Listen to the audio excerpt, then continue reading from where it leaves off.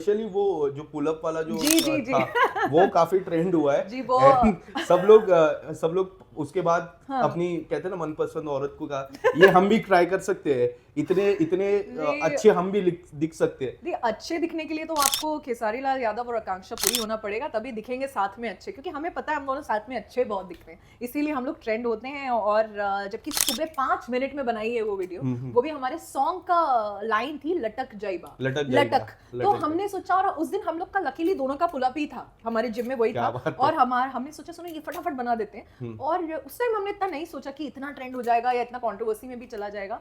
But like I always say that love me or hate me but you can't ignore But me. you can't ignore और me. देखिए trend तो हम कर रहे हैं और ये- वो इम्पोर्टेंट है। ये जो डायलॉग आपने बोला love me or hate me but you can't ignore me, ये डायलॉग आप पे फिक्स बैठता है। बिल्कुल, आप मुझे इग्नोर कर ही नहीं सकते। और जहाँ कंट्रोवर्सी की बात है वो तो मेरे पीछे पीछे चलती ही है, हमेशा से, सालों से चल रही है।